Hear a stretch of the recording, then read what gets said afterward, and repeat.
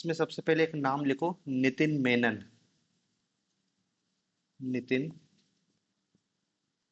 मेनन, ये कौन है? ये एम्पायर हैं क्रिकेट के। और इन नितिन मेनन को लगातार जिसको कहना चाहिए 5वें वर्ष एम्पायरों के एलीट पैनल,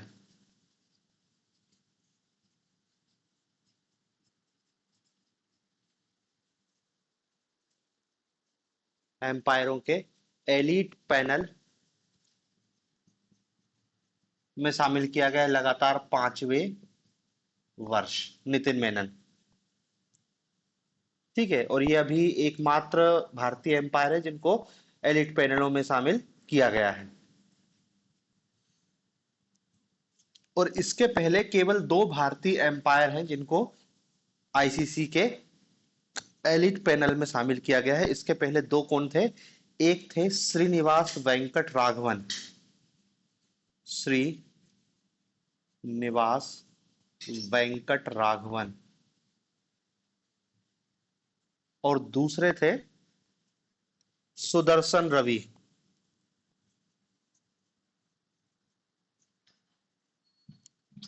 सुदर्शन रवि, ठीक है। तो आप ऐसा कह सकते हो कि अभी तक केवल भारत के 3 क्रिकेट एम्पायर हैं जो आईसीसी के एलिट पैनल में शामिल हुए हैं। दो तो पुराने हो गए, एक श्रीनिवास वेंकट राघवन हो गया और दूसरा सुदर्शन रवि। और अभी जो करंट में है नितिन मेनन है, उन्हें लगातार 5वें वर्ष आईसीसी के एलिट पैनल में शामिल किए गए हैं। समझ रहे हैं ना? एलिट पैनल मतलब उत्कृष्ट कैटेगरी वाले एम्पायर हैं ये।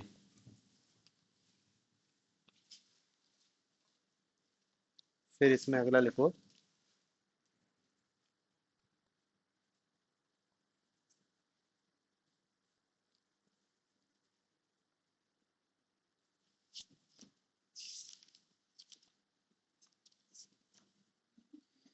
दीपेंद्र सिंह एरी। दीपेंद्र सिंह एरी, दीपेंद्र सिंह एरी, इनका नाम याद रखना, ये नेपाल के क्रिकेटर हैं। नेपाल के क्रिकेटर, ठीक है। और ये इसलिए न्यूज में है क्योंकि इन्होंने अभी एक ओवर में 6 छक्के मारे। एक ओवर में 6।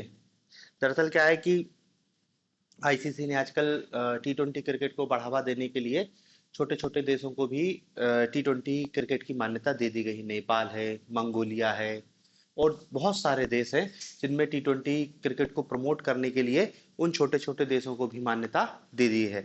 तो अब इन्हीं के आपस में मैच हुए थे, और ये मैच कतर के विरुद्ध था, नेपाल वर्सेस कतर। ये सब नए नेशन है, टी20 क्रिकेट अभी खेलना चालू किया है, लेकिन अब चूंकि इनको मान्यता दे दी गई है इसलिए इनके ओवरऑल रिकॉर्ड तो रजिस्टर्ड होंगे। और ये केवल देखो टी20 है, टी20, टी20 का है ये। और आप बाकी ऐसा नहीं है कि ये पहला व्यक्ति है। पहले भी जैसे युवराज सिंह भी टी20 में 6 छक्के मार चुका है, और भी मार चुके हैं, लेकिन अब चूंकि करंट का है इसलिए इसका नाम याद रखना। और ये नेपाल से है।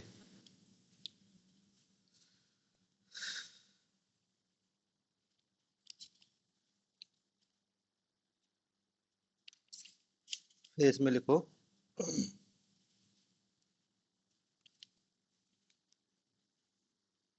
अगला नाम लिखना, हरेंद्र सिंह। हरेंद्र सिंह, ये कौन है? ये भारतीय महिला हॉकी टीम के नए कोच हैं। भारतीय महिला हॉकी टीम,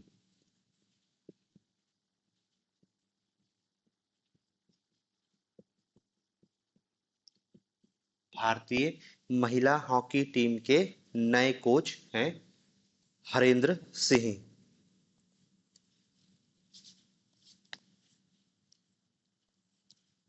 फिर हम्म, अगला नाम लिखना, D Gukesh. D Gukesh, D Gukesh कौन है? शतरंज के कैंडिडेट्स टूर्नामेंट के विजेता। शतरंज के कैंडिडेट्स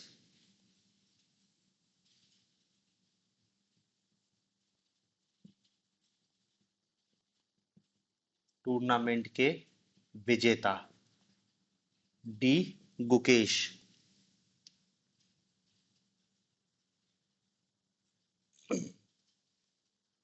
ठीक है ना। दरअसल ये कैंडिडेट टूर्नामेंट क्या होता है कि इसका जो विजेता है वो विश्व विजेता को चुनौती देता है और उसके साथ अब उसका मैच होगा। तो डी गुकेश अब क्या है, विश्व चैंपियन के लिए खेलेंगे।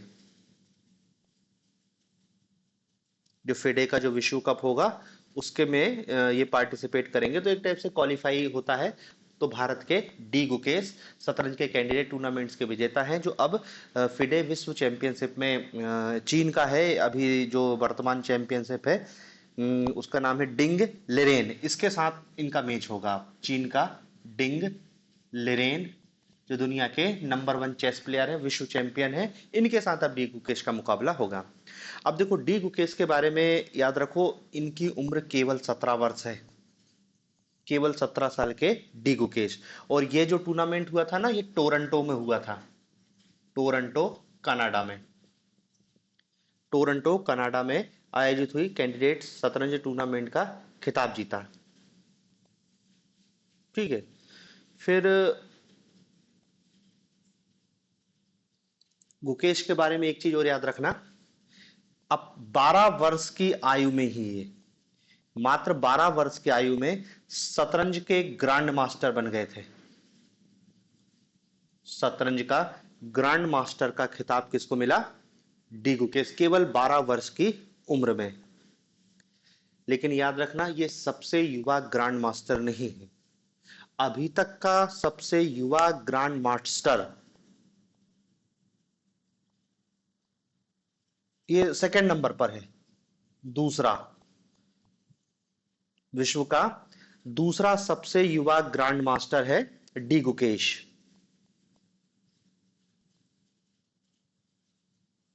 ठीक है।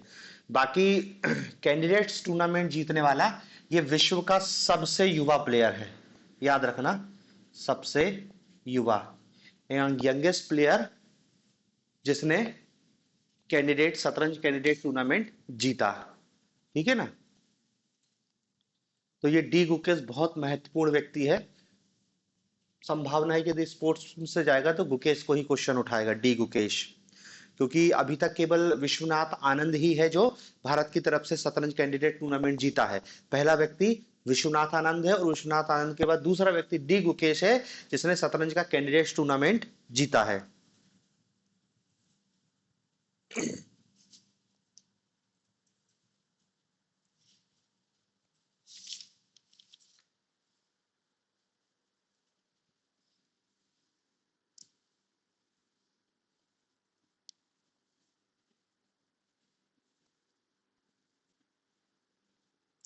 अगला लिखना, राष्ट्रीय खो खो चैंपियनशिप, राष्ट्रीय खो खो चैंपियनशिप, और राष्ट्रीय खो खो चैंपियनशिप का विजेता है महाराष्ट्र, तो सॉरी, महाराष्ट्र। बस इतना ही याद रख लो राज्य कौन सा है। खो खो टीम का विजेता कौन है? महाराष्ट्र। ठीक है। और पुरुष महिला दोनों में ही महाराष्ट्र है, महिला टीम भी महाराष्ट्र जीती है और पुरुष टीम भी महाराष्ट्र ने ही जीता है राष्ट्रीय खो खो। फिर अगला लिखना, Miami open 2024, Miami open, America में है मियामी शहर, तो मियामी ओपन 2024। वैसे तो अपने कोई काम का नहीं है, लेकिन चूंकि इस बार इसमें भारतीय ने जीत लिया है। और जो डबल्स है, पुरुषों का युगल खिताब, पुरुषों का युगल खिताब, इसलिए हम इसको पढ़ रहे हैं, नहीं तो हम तो केवल 4 ग्रैंड स्लैम याद करते हैं। लेकिन अब मियामी ओपन में भी कोर आ गया है। एक तो रोहन बोपन्ना है और दूसरा कौन सा है, मैथ्यू एबेडन, इनकी जोड़ी। भारत के रोहन बोपन्ना और ऑस्ट्रेलिया का मैथ्यू एबडन, मैथ्यू एबडन। ठीक।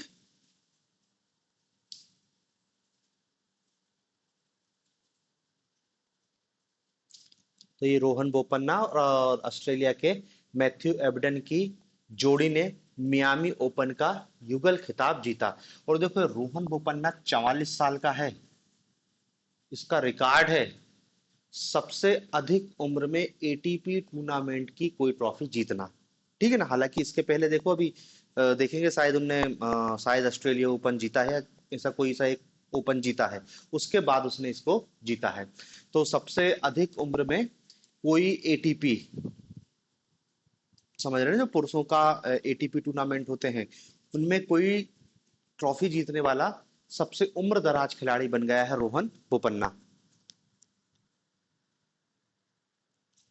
फिर अगली न्यूज है एशियाई कुश्ती चैंपियनशिप 2024। एशियाई कुश्ती चैंपियनशिप।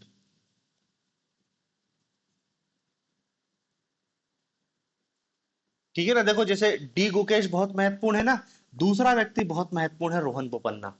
इसकी उपलब्धि भी पिछले एक साल में बहुत रिमार्केबल है। डी गुकेश के बाद रोहन बोपन्ना। फिर है एशियाई कुश्ती चैंपियनशिप 2024 और इसका आयोजन बिश्केक, कहां पे हुई थी ये? बिश्केक, किर्गिस्तान की राजधानी बिश्केक में हुई थी। किर्गिस्तान के बिश्केक में हुई थी। और इस विश्व एशियाई कुश्ती चैंपियनशिप में टॉप पे रहा जापान। टोटल 18 पदक लिए हैं। और अपन तो भारत का देख लेते हैं। पदक तालिका में भारत का स्थान 9वां था, 9वां स्थान। और 9 पदक ही जीते हैं। 9 पदक का यदि देखें तो 4 रजत और 5 कांस्य। गोल्ड किसी ने नहीं जीता, 5 कांस्य पदक। ठीक है। एशियाई कुश्ती चैंपियनशिप कहाँ आयोजित हुई? बिश्केक में, किर्गिस्तान के बिश्केक में, जहां पर भारत ने 9 पदक जीतकर 9वां स्थान हासिल किया। 4 रजत और 5 कांस्य, किसी ने गोल्ड मेडल नहीं जीता।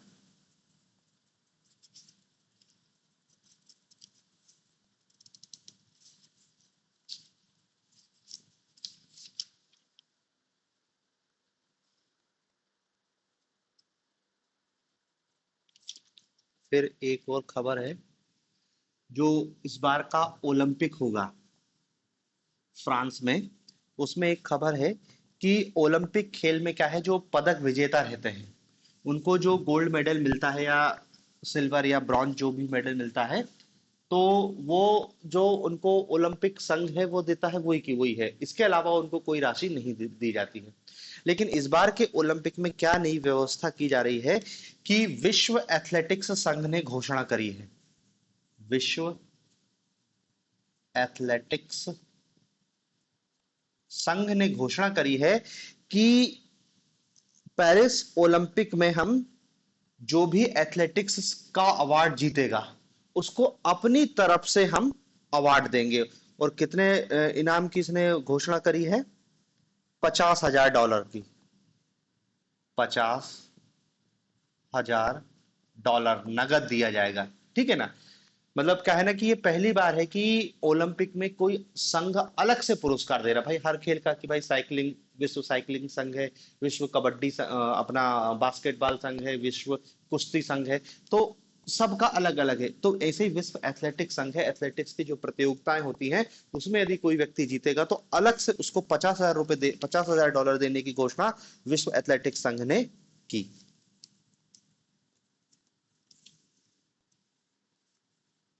फिर देखो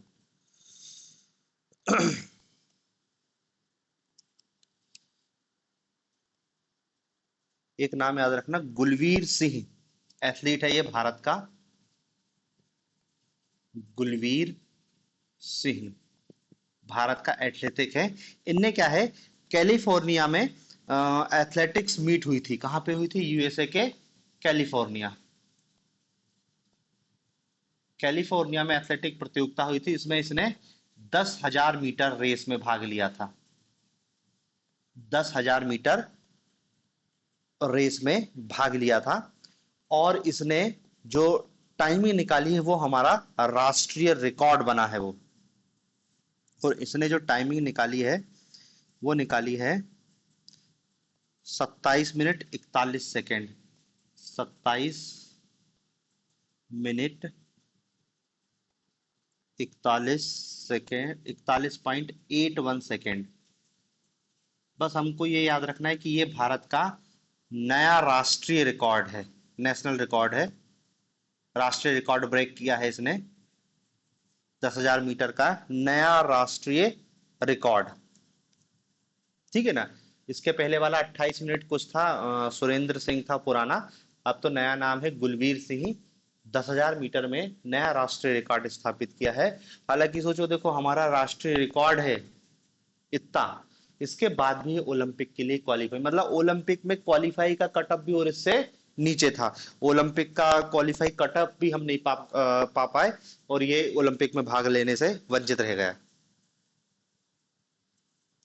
गुलवीर सिंह 10,000 मीटर का नया राष्ट्रीय रिकॉर्ड होल्डर।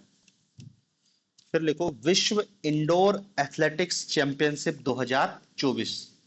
विश्व इंडोर एथलेटिक्स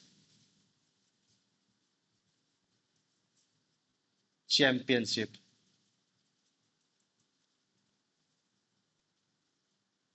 2024 ये आयोजित हुई थी ग्लासगो, यूनाइटेड किंगडम के ग्लासगो में। ग्लासगो में, ठीक है। फिर इस विश्व एथलेटिक्स चैंपियनशिप में अमेरिका पहले नंबर पे है, यूएसए पहले नंबर पे, उससे अपन को कोई मतलब नहीं। हम तो देखते हैं भारत का स्थान। भारत ने केवल, पहले बात तो क्या है, 2 एथलीट भेजे थे इस, केवल 2 एथलीट गए थे भारत की तरफ से। ठीक है। एक गया था जैस्विन एल्ड्रिन।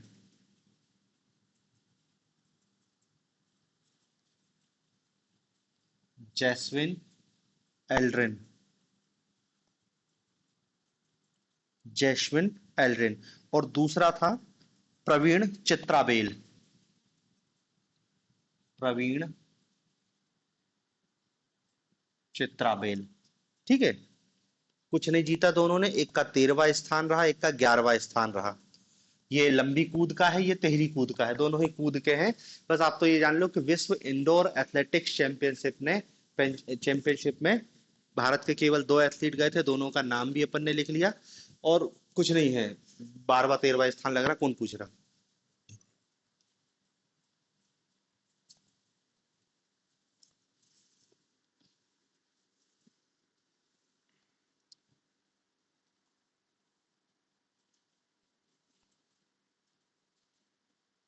फिर अगला लिखना,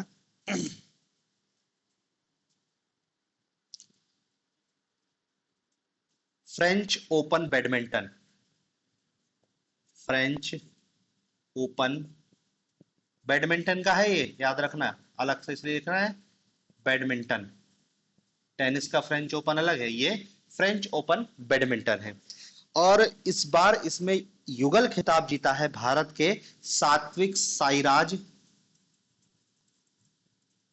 भारत के सात्विक साईराज रैंकी रेड्डी।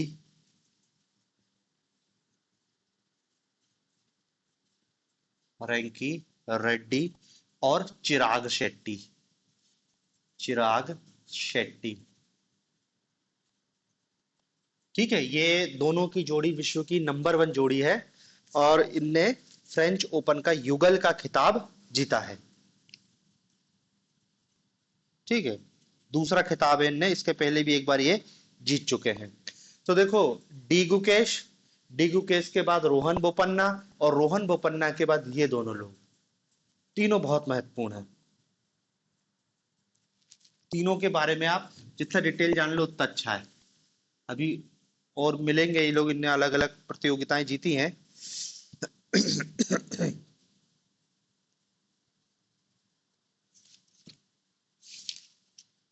हम्म। फिर पंकज अडवाणी, इसको तो जानते हैं नाम से। पंकज अडवाणी बिलियर्ड्स प्लेयर है भारत की तरफ से। इनको क्या है, बिलियर्ड्स के हॉल ऑफ फेम में शामिल किया गया है। बिलियर्ड्स के हॉल ऑफ फेम में।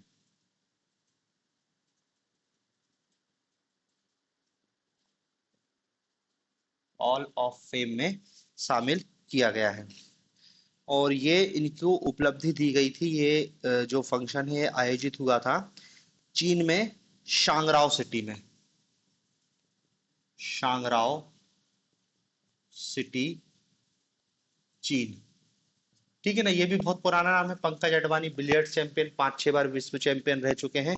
और क्वेश्चन भी इन पे पहले पूछे जा चुके हैं पंकज अडवाणी को लेके।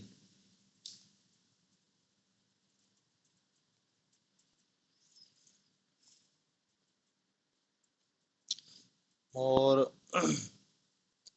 पंकज अडवाणी के संदर्भ में, हाँ, 2006 में इसको भारत सरकार ने आपका मेजर ध्यानचंद्र खेल रत्न पुरस्कार दिया गया है। खेल रत्न कब, 2006 में। बाकी फिर और भी दिया गया है, 2009 में इनको पद्मश्री, 2018 में पद्म भूषण, 2009 में पद्मश्री और 2018 में पद्म भूषण। ठीक।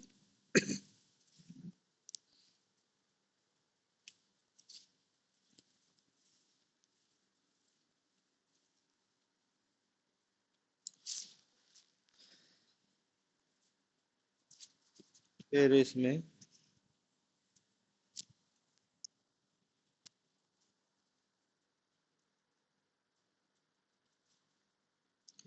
भारत और इंग्लैंड की बीच टेस्ट क्रिकेट श्रृंखला थी।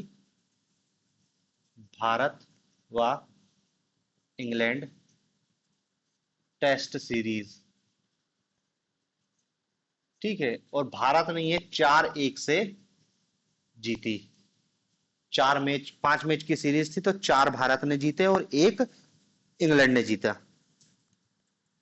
ठीक है। और इसमें जो ट्रॉफी मिली थी, देखो ट्रॉफी का नाम याद रखना, एंथोनी डी मेलो ट्रॉफी। एंथोनी डी मेलो ट्रॉफी। एंथोनी डी मेलो ट्रॉफी। ये टेस्ट सीरीज जीतने के साथ ही भारत ने एक और उपलब्धि हासिल की है कि भारतीय टीम टेस्ट, वनडे और T20 तीनों ही फॉर्मेट में नंबर 1 पहुंच गई थी। तीनों ही फॉर्मेट में शीर्ष पर है। मतलब वो बदलते रहता है, उस टाइम में ये तीनों फॉर्मेट में, और तीनों फॉर्मेट में किसी देश को नंबर 1 पहुंचना एक बड़ी उपलब्धि रहती है।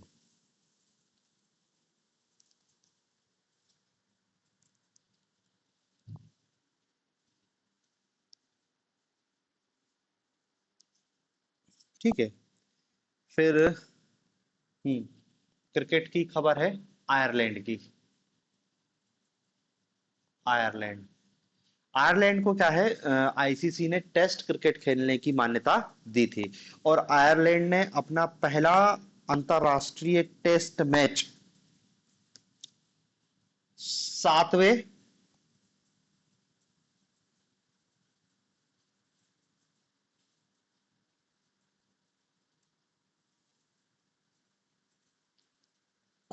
8वें मैच में, सॉरी,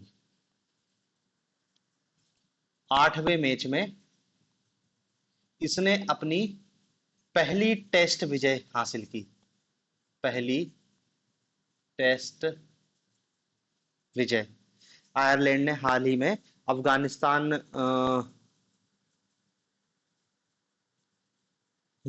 अफगानिस्तान को हरा के 8वें टेस्ट मैच में अपनी पहली विजय हासिल कर ली। मतलब देखो ये बड़ी उपलब्धि है कि कोई देश, पहली बात तो क्या है, टेस्ट क्रिकेट खेलने के लिए अनुमति इतनी जल्दी, मान्यता इतनी जल्दी मिलती नहीं है। लंबे समय तक वो क्रिकेट टीम प्रदर्शन करती है, वनडे और टी20 में, उसके आधार पर उसको टेस्ट का खेलने की अनुमति दी जाती है। तो कुछ ही टीम है जिनको टेस्ट खेलने की अनुमति दी गई है, उसमें से आयरलैंड थी, इसने 8वें मैच में अपनी पहली टेस्ट विजय हासिल कर ली है। यदि हम भारत की बात करें कि भारत को अपना पहला टेस्ट मैच जीतने के लिए कितने मैचों का इंतजार करना पड़ा था, तो भारत 25वें टेस्ट में अपनी पहली जीत हासिल की थी। मतलब लगातार 24 टेस्ट भारत हारा था और तब जाके 25वें टेस्ट में उसने अपनी टेस्ट विजय हासिल कर ली थी। ऑस्ट्रेलिया ने तो पहले टेस्ट में ही अपनी जीत हासिल कर ली थी, इंग्लैंड ने दूसरे टेस्ट में ही अपनी विजय हासिल कर ली थी। भारत को 25वां टेस्ट मैच का इंतजार करना पड़ा था।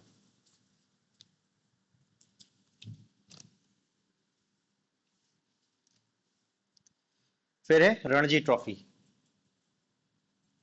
रणजी ट्रॉफी 2024, और कौन से नंबर की है ये?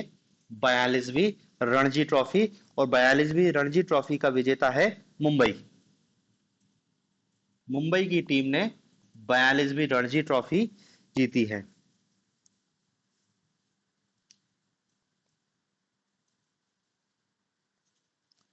ठीक है, और ये मुंबई की नभासी भी ट्रॉफी है।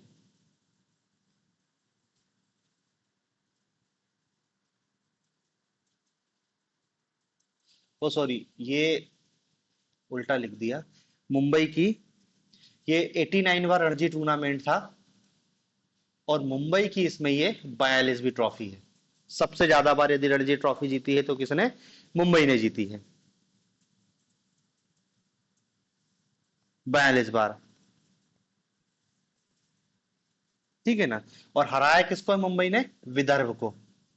इस बार मुंबई ने विदर्भ को हराया। मुंबई का कैप्टन अजिंक्य रहाणे था। बस इतना ही बहुत है, बाकी प्लेयर ऑफ द मैच और प्लेयर ऑफ द सीरीज छोड़ो। ठीक है। और इस बार रणजी ट्रॉफी की इनाम भी बढ़ा दिया है, 5 करोड़ रुपए विजेता को मिलेगा। 5 करोड़ रुपए बीसीसीआई विजेता को देगी। हालांकि 5 करोड़ रुपए ही मुंबई क्रिकेट एसोसिएशन ने भी देने की घोषणा की है, लेकिन अपन को तो यह है कि इस बार इनाम की राशि बढ़ा के कितना, 5 करोड़ रुपए कर दिया गया है।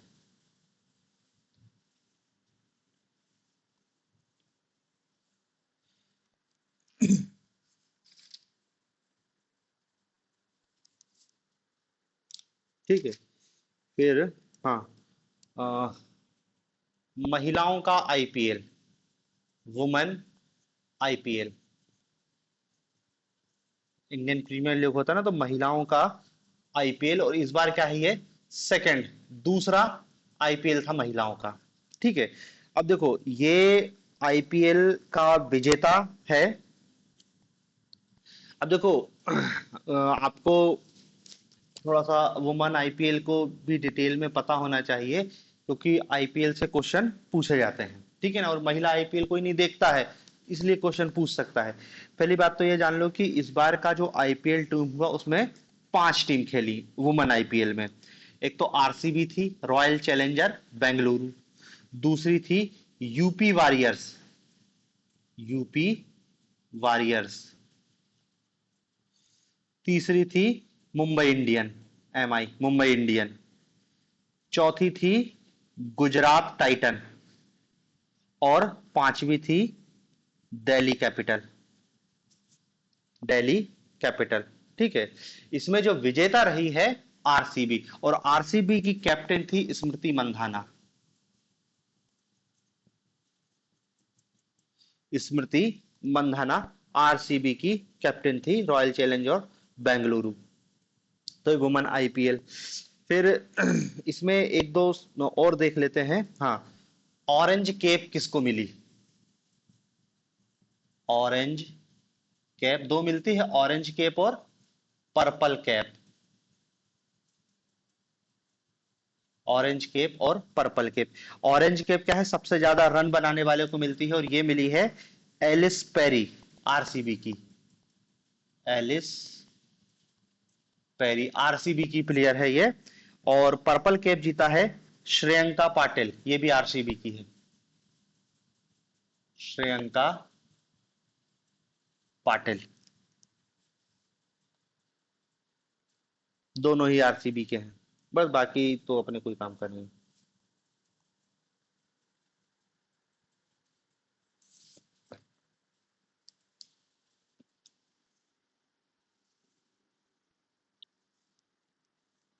ठीक है, 6 करोड़ रुपए वुमेन आईपीएल का इनाम था इस बार। फिर अगला लिखो, संतोष ट्रॉफी, संतोष ट्रॉफी। संतोष ट्रॉफी जानते ही हैं, फुटबॉलों का सीनियर राष्ट्रीय चैंपियनशिप है, पुरुषों का सीनियर राष्ट्रीय चैंपियनशिप है, ठीक है। और ये मैच हुआ था संतोष ट्रॉफी का फाइनल अरुणाचल प्रदेश के यूपिया में, यूपिया, कहां पे, अरुणाचल के। ये मैच हुआ था, मैच की जगह बता रहे हैं। जो जीता है वो जीता है सेना ने, सेना ने गोवा को हरा के जीता संतोष ट्रॉफी। संतोष ट्रॉफी समझ रहे हैं ना, फुटबॉल, फुटबॉल की पुरुषों की राष्ट्रीय चैंपियनशिप है।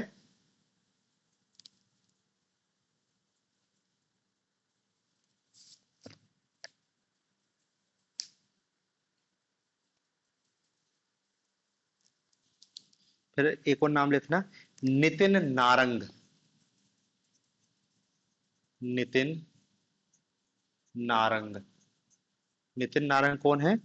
ये अखिल भारतीय शतरंज महासंघ के नए अध्यक्ष, अखिल भारतीय शतरंज महासंघ के अध्यक्ष Nitin Narang, all India chess federation के अध्यक्ष हैं।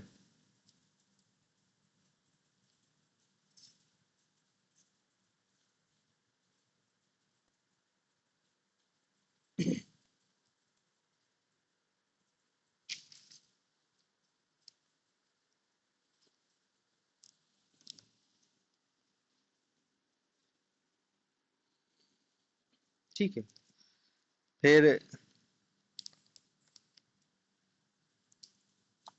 भारतीय पैरा ओलंपिक समिति के नए अध्यक्ष बने हैं देवेंद्र झाझरिया, देवेंद्र झाझरिया। क्या बने हैं ये? भारतीय पैरा ओलंपिक संघ, पैरा भारतीय पैरा ओलंपिक संघ के अध्यक्ष देवेंद्र झाझरिया, ठीक है ना। और ये पैरा ओलंपिक प्लेयर है, 2 बार इनने गोल्ड मेडल जीता है जेवलिन थ्रो में, ठीक है। फिर देखो ओलंपिक से खबर है कि जो पेरिस ओलंपिक है उसमें हमारी तरफ से एमसी मैरी कॉम, एमसी मैरी कॉम, ये क्या करेंगी, पेरिस ओलंपिक में भारतीय दल की प्रमुख बनी है, भारतीय दल की प्रमुख, एमसी मैरी कॉम, मुक्केबाज एमसी मैरी कॉम चीफ बनी है, ठीक है ना। जबकि उप प्रमुख बनाया है शिवा केशवन को, शिवा केशवन उप प्रमुख, भारतीय दल का उप प्रमुख बनाया गया है, ठीक है। और तीसरा नाम लिखना शरत कमल का, शरत कमल। शरत कमल अंचत है ना, इसको लास्ट ईयर राजीव गांधी खेल रत्न पुरस्कार मिला था। ये उद्घाटन समारोह में भारतीय दल के ध्वजवाहक होंगे, भारतीय दल के ध्वजवाहक, उद्घाटन में, उद्घाटन में, ठीक है ना। तो 2 नाम तो बहुत महत्वपूर्ण है, एमसी मैरी कॉम भारतीय दल की प्रमुख, और उद्घाटन में जो भारतीय दल का ध्वजवाहक होगा वो कौन होगा, शरत कमल। बाकी इस पेरिस ओलंपिक के चक्कर में जो टेनिस टूर्नामेंट होता था, इसको हॉपमैन कप कहते हैं। हॉपमैन कप, ये क्या है?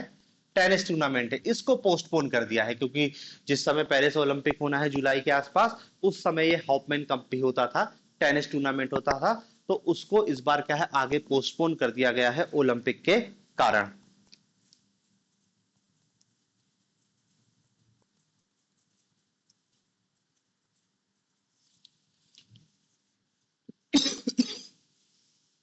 फिर लिखना इसमें, महिलाओं की सीनियर राष्ट्रीय हॉकी चैंपियनशिप।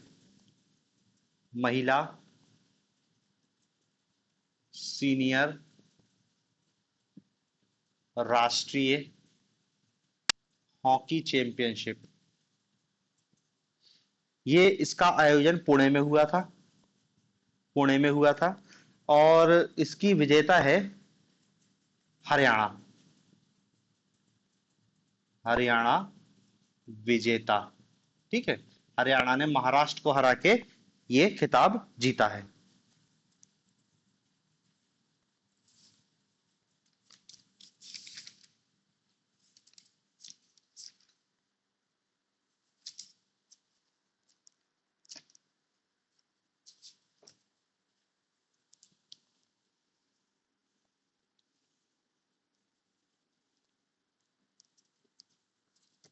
फिर लिखो, अंडर 19 आईसीसी विश्व कप 2024।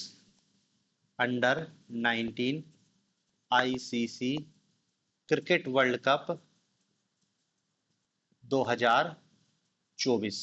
ICC under 19। ठीक है। सबसे पहले तो ये आयोजन कहाँ हुआ था? ये आयोजन हुआ था साउथ अफ्रीका में, दक्षिण अफ्रीका में इसका आयोजन हुआ था। पहली बात। ठीक है। दूसरी बात क्या है, इसका जो विजेता है वो ऑस्ट्रेलिया है। विजेता ऑस्ट्रेलिया। ऑस्ट्रेलिया ने किसको हराया? उपविजेता रहा भारत।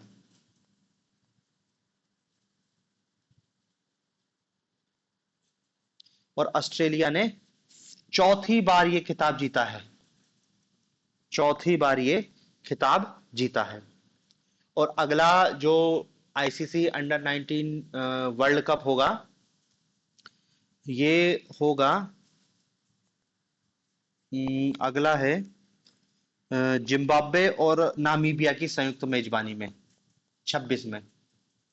जिम्बाब्वे व नामीबिया हर 2 साल में होता है। तो अगला आयोजन 2026 में जिम्बाब्वे और नामीबिया की संयुक्त मेजबानी में है। ठीक है। अंडर 19 विश्व कप 2024।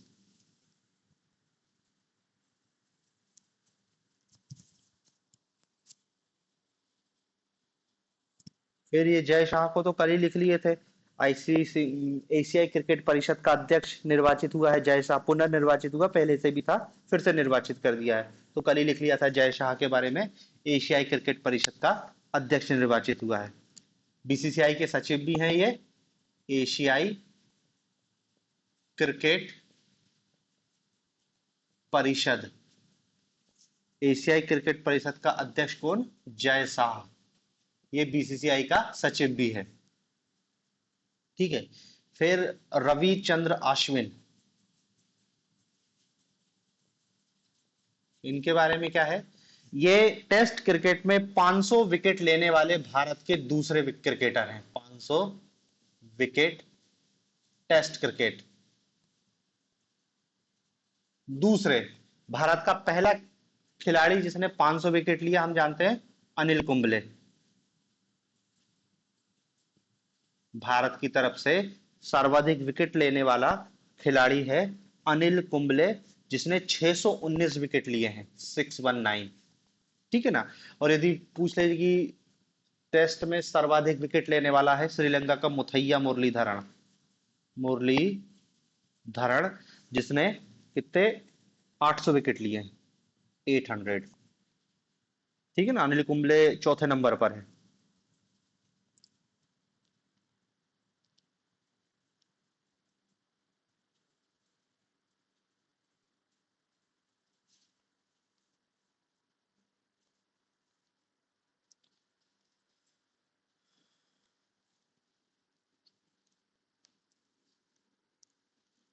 फिर अगला नाम लिखना,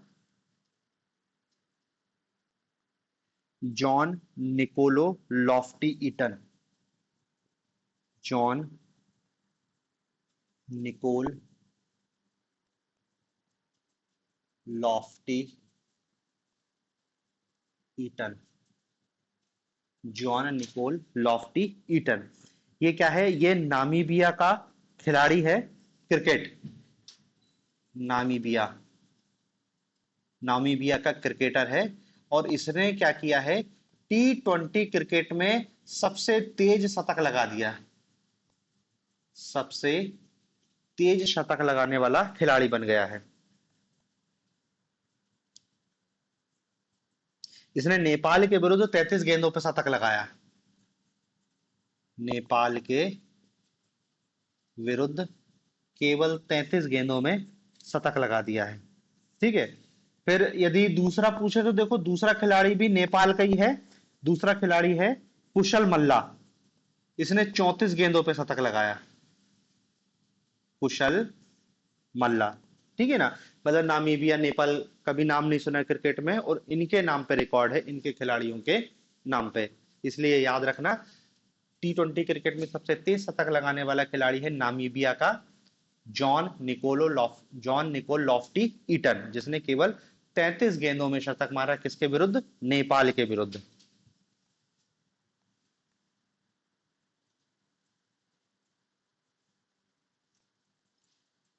हाँ, दूसरे नंबर पे है। इसने 34 गेंदों पे बनाया था। इसके पहले इसी का रिकॉर्ड था, कुशल मल्ला का, नेपाल का खिलाड़ी है। इसने 34 गेंदों, इसी का रिकॉर्ड तोड़ा है नामीबिया के खिलाड़ी ने। ये सब क्या है ना, आईसीसी ने क्रिकेट को लोकप्रिय बनाने के लिए सब T20 क्रिकेट में सब छोटे छोटे देशों को बटोर लिया है। इसलिए इस बार का T20 वर्ल्ड कप देखो अमेरिका में हो रहा है, जबकि अमेरिका क्रिकेट खेलता ही नहीं था। लेकिन इस बार उसने अमेरिकन ने की टीम बनाई गई और बहुत सारी नई नई टीमों को शामिल किया गया है।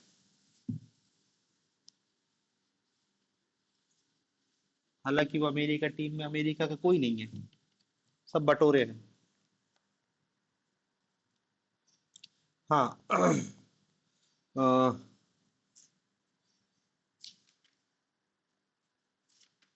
एक महिला क्रिकेटर है, अनाबेल सदरलैंड, ऑस्ट्रेलिया की। कहाँ की? ऑस्ट्रेलिया की महिला क्रिकेटर है। क्या नाम है? Annabel Sutherland. ऑस्ट्रेलिया की महिला क्रिकेटर है। इसको क्यों है? क्योंकि इसने टेस्ट में सबसे तेज गति से दोहरा शतक बना दिया है। 248 गेंदों पर 200 रन। और ये नया रिकॉर्ड बन गया है महिला क्रिकेट में। 248 गेंदों पर 200 रन बनाकर महिलाओं में टेस्ट में सबसे तेज गति से दोहरा शतक बनाने वाली खिलाड़ी बन गई है अनाबेल सदरलैंड, ऑस्ट्रेलिया की है।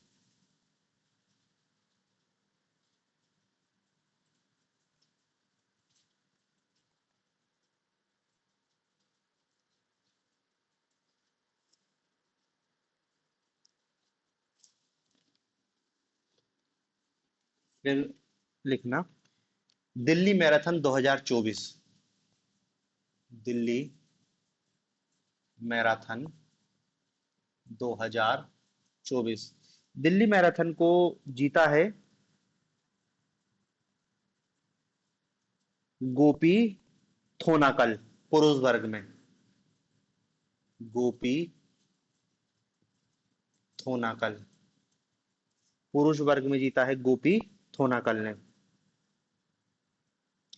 और इस गोपी थोनाकल ने 2 घंटे 14 मिनट, 2 घंटे 14 मिनट और 40 सेकंड लिए। मैराथन 42 किलोमीटर की होती है ना मैराथन, 42.195 किलोमीटर की होती है, जिसको उनने 2 घंटे 14 मिनट में जीता है। ठीक है। अ, बस इसी है, महिला ने भी है, महिला का छोड़ो यार, कोई मतलब नहीं है। भारत का राष्ट्रीय रिकॉर्ड है 2:12 का। 2 मिनट 2 घंटे 12 मिनट। हाँ, बस इतना ही है। जो किसने बनाया था? विश्वनाथ सिंह के नाम पे है। इसका भी नाम याद रख लो, विश्वनाथ सिंह। और ये बनाया था 1978 में। 2 घंटे 12 मिनट भारतीय मैराथन का रिकॉर्ड है। हालांकि देखो, ये व्यक्ति भी जो दिल्ली मैराथन जीता है, ये भी पेरिस ओलंपिक के लिए क्वालिफाई नहीं कर पाया, क्योंकि पेरिस ओलंपिक के लिए क्वालिफाई टाइम है 2 घंटे 8 मिनट और 10 सेकेंड। समझ रहे हैं ना, हमारा राष्ट्रीय रिकॉर्ड भी नहीं है, मतलब भारत में एक व्यक्ति नहीं है जो मैं ओलंपिक में मैराथन में पहुंच पाए, क्वालिफाई नहीं कर पाए, बात तो दूर की बात है। ठीक है ना, चाहो तो महिला का नाम भी लिख लो दिल्ली मैराथन, क्योंकि ये सब ओलंपिक क्वालिफाइंग के लिए हो रही थी। ये जीता है अश्विनी मदान ने। अश्विनी मदान।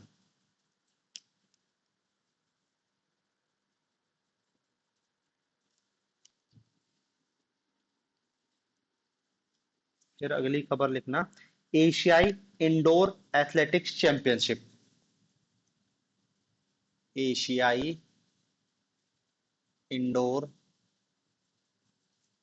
Athletics championship. ठीक है। ये इसका आयोजन तेहरान में हुआ था, ईरान के तेहरान में। और उसमें पहले नंबर पे रहा चीन। पहले नंबर पे रहा चीन। भारत का स्थान था थर्ड। थर्ड पे भारत। और भारत की जो पदक तालिका में है, 4 गोल्ड, 1 रजत, बस इतने ही हैं, और कांस्य तो शून्य है। तो टोटल 5 पदक जीते भारत ने, लेकिन 4 गोल्ड जीत लिए थे, इसलिए भारत का स्थान पदक तालिका में तीसरा हो गया है। टोटल 5 पदक हैं। अब देखो, जो 4 गोल्ड जीते हैं इसमें कुछ के नाम हैं। एक नाम याद रखना, ज्योति याराजी, गोल्ड। ज्योति याराजी, ये बाधा दौड़ में गोल्ड जीता है इसने। बाधा दौड़ में। फिर है हरमिलन बैंस। हरमिलन बैंस, इसने 1500 मीटर महिलाओं का में गोल्ड जीता। तेजिंदर पाल सिंह तूर। तेजिंदर सिंह पाल, शॉर्ट पुट, गोला फेंक। और गुलबीर सिंह, 4 लोग हैं। गुलबीर सिंह, 3000 मीटर की दौड़ है, बाकी कोई मतलब नहीं।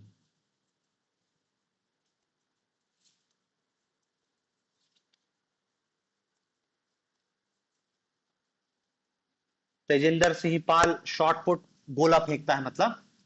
और गुलबीर सिंह 3000 मीटर की दौड़।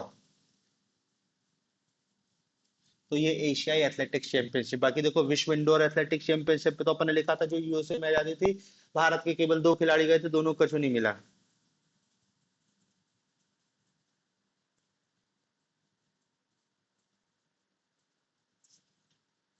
फिर लिखो, बैडमिंटन एशियाई टीम चैंपियनशिप। बैडमिंटन एशियाई टीम चैंपियनशिप। बैडमिंटन एशियाई टीम चैंपियनशिप, इसका आयोजन कहाँ हुआ था? मलेशिया में। मलेशिया। ठीक है ना। और देखो, बैडमिंटन की थी, और केवल एशिया की टीम के रूप में इसमें शामिल किया गया था, और इसमें अ, भारत ने स्वर्ण पदक जीता है। भारत ने गोल्ड मेडल जीता है, स्वर्ण पदक।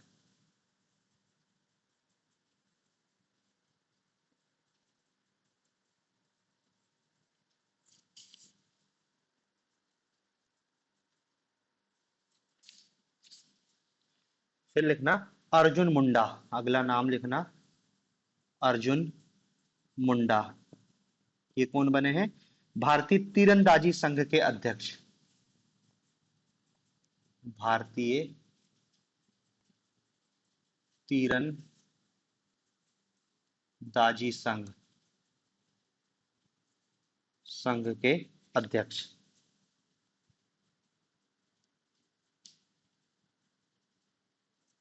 भारतीय तीरंदाजी संघ के अध्यक्ष।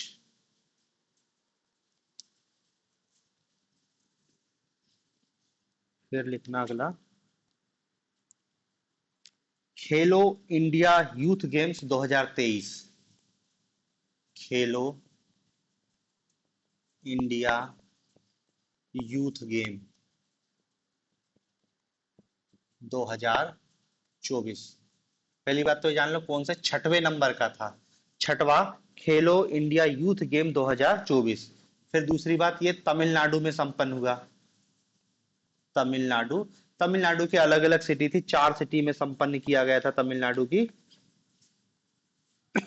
चेन्नई, कोयम्बटूर, मदुरई तीसरी थी। तमिलनाडु याद रख लो बस, बहुत है अपने लिए। ठीक है। फिर इसका जो शुभंकर था वो बनाया गया था वीरा मंगई। वीरा मंगई मस्कट शुभंकर था। ठीक है ना। देखो वीरा मंगई के बारे में थोड़ा सा याद रख लो, ये भारतीय रानी है जिसका नाम है वेलु नाचियार। इसका असली नाम क्या है? वेलु नाचियार।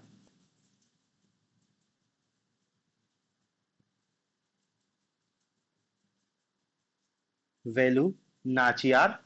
ठीक है ना। इनने अंग्रेजों के खिलाफ लड़ाई लड़ी थी तो इसको प्यार से वीरा मंगई कहते हैं, तो वही इस खेल का शुभंकर तमिलनाडु की रानी थी।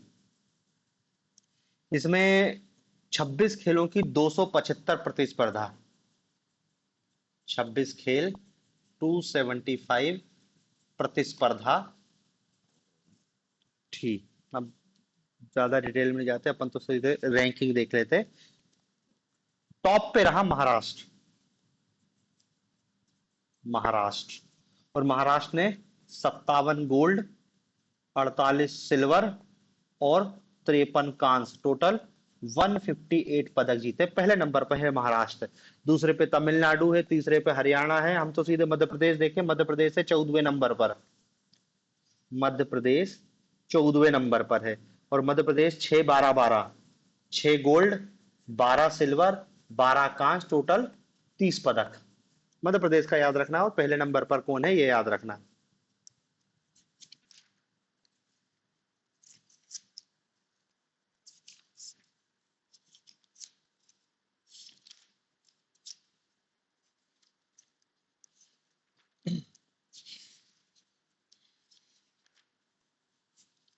ठीक है। तो खेलो इंडिया यूथ गेम छठवे। फिर इसी टाइप से खेलो इंडिया विंटर गेम्स भी आयोजित किए गए थे। खेलो इंडिया विंटर गेम्स, और ये थे चौथे चौथे खेलो इंडिया विंटर गेम्स 2024। इनका आयोजन लेह, लद्दाख और जम्मू कश्मीर में हुआ था।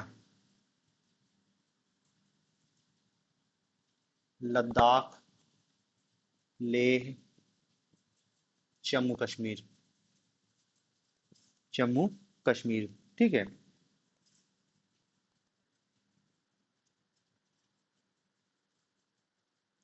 फिर इन खेलों का शुभंकर, इन खेलों का भी शुभंकर, तो देखो इनने 2-3 शुभंकर घोषित किए गए थे। एक तो हिम तेंदुआ,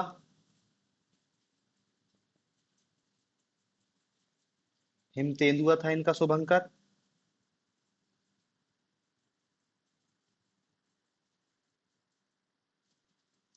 मतलब था तो हिम तेंदुआ ही, लेकिन क्या है अलग अलग नाम दिए गए थे इसको। हिम तेंदुओं को एक नाम दिया गया था सीन ए शी,